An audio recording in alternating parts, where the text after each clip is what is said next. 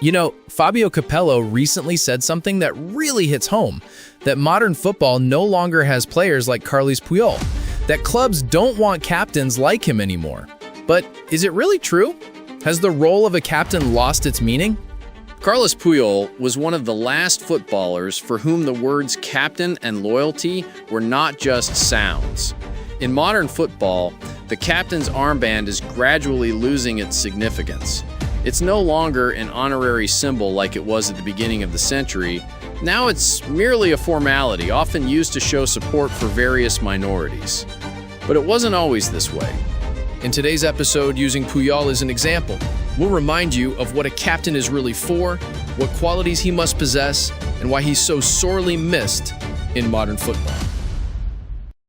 Carles Puyol Saforcada, a Spanish footballer who played as a defender, 6-time La Liga champion, 2-time Copa del Rey winner, UEFA Super Cup and FIFA Club World Cup winner, European and world champion, 6-time Supercopa de España winner, and 3-time UEFA Champions League winner.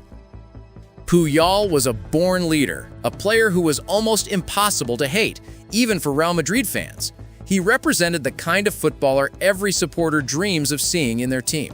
When I joined Barcelona's youth academy, maybe I had less talent than others, he once said, but no one had my drive to reach the top. Born in Catalonia, Puyol joined Barca's academy at 17. Even back then, many advised him to leave. Coaches didn't see much potential, but Carles stayed. He kept working.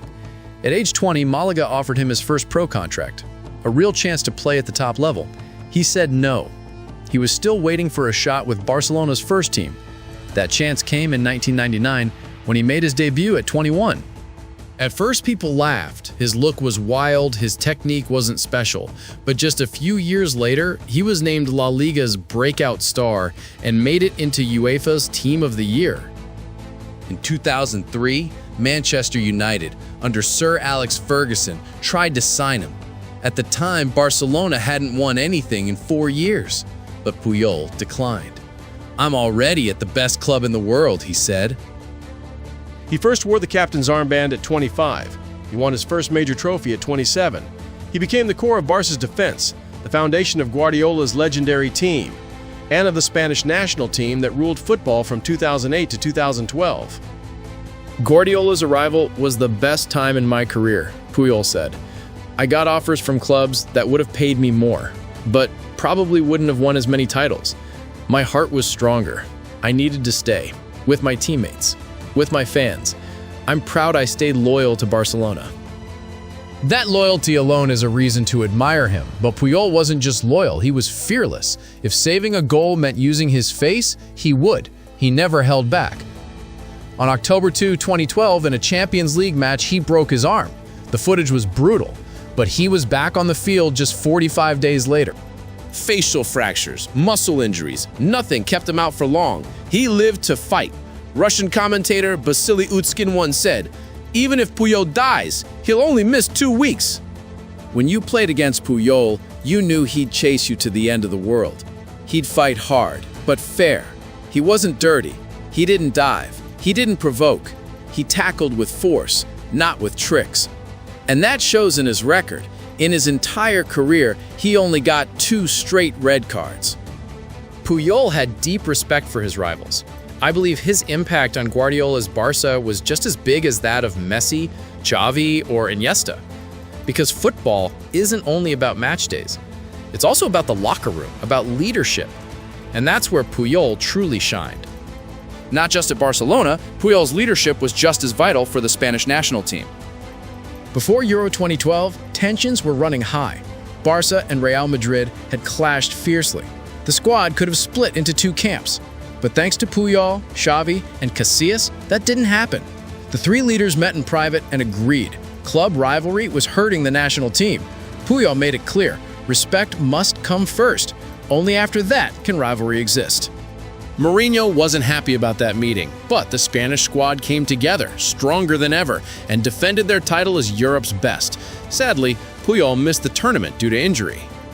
Off the pitch, Puyol was just as much a captain. During the 2010 World Cup in South Africa, one of his teammates was struggling mentally, not making the starting lineup. Every day, Puyol visited his room, offered support, encouraged him. In the end, that player made it into the final. After the win, Carlos told him, "See what happens when you don't give up, when you believe in yourself?" Kindness came naturally to Puyol. He never did it for show. One moment stands out. In 2010, during a friendly at Camp Nou, Ronaldinho, now with Milan, returned to face his former team. Before the match, Puyol invited him to take a team photo with Barca.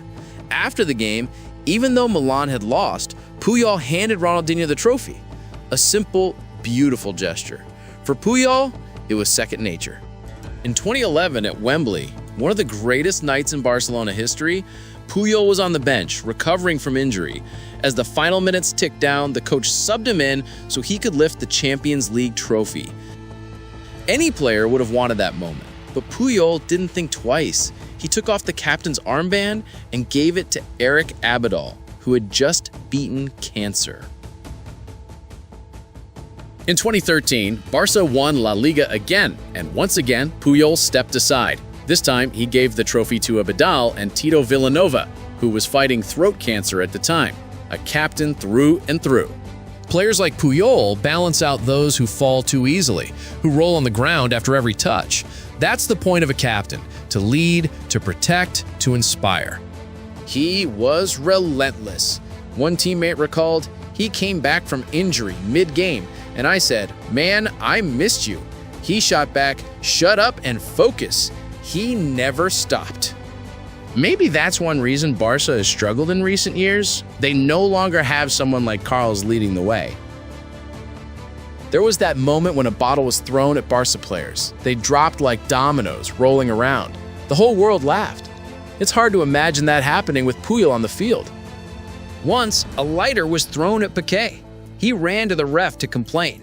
Puyol snatched it from his hands and tossed it away. "Cut it out.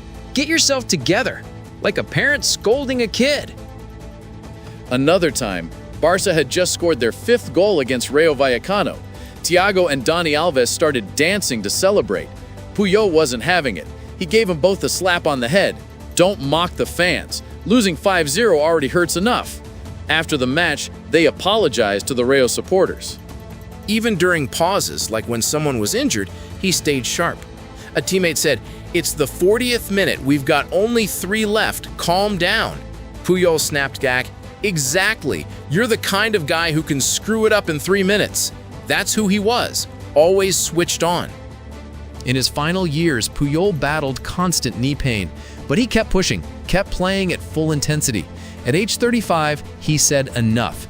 He stepped away, the first and only player in the past 30 years to start and finish his career at Barcelona. 16 seasons, 10 as captain, 632 games, 21 trophies. He didn't want a grand goodbye. His retirement speech was just over a minute. He simply said, "I don't have the strength to carry the flag at the level this club deserves." Puyol's dream never fully came true. He admitted that maybe if he'd taken better care of his body, things could have gone differently. But then, he wouldn't have been himself. That hunger, that sacrifice, it was who he was. He was lucky, he said. Lucky to play for Barcelona, his club, the one that owns his heart. And then, in 2019, a photo surfaced of a smiling, bloodied Carlos Puyol. In one friendly match, not even football this time, but tennis, Carlos Puyol was, as always, giving it his all. Chasing a tricky ball, he crashed straight into a glass wall. Later, he posted a photo of the moment, signing it with a simple line, "Someday I'll learn how to rest. Carlos." In 2014, he returned to Barcelona briefly as assistant sporting director. After that, he stepped away from the role, choosing instead to work as a player agent and as a FIFA ambassador. Then in 2019, Barcelona offered him a chance to come back once again, this time as sporting director. Grateful for the trust, Carlos declined. He told the club the truth. He had his own projects and couldn't commit the time the job deserved. That honesty, that's classic Puyol. He doesn't take on roles unless he can give them everything. Now, let's come full circle, back to the question we asked at the beginning. Does the captain still matter? To us, the fans. The armband is not just a symbol. It's not just a patch of fabric. It's the face of the team. It carries the club's values, the pride, the history. It's what makes a team feel like home. Roma with Totti, not the same without him. Real Madrid with Casillas or Ramos, completely different from the teams that followed. No, not every team will have a player like Puyol. Not every squad gets that lucky. But that doesn't mean we should downplay the role of captain, because history remembers the ones who honored it. Carles Puyol didn't just wear the armband, he defined what it should mean. For footballers, for fans, and for every young player coming through the ranks. His example doesn't just belong to football, it belongs to leadership. Thanks for watching. Let us know what you think about Captain Puyol in the comments, and don't forget to subscribe to the channel.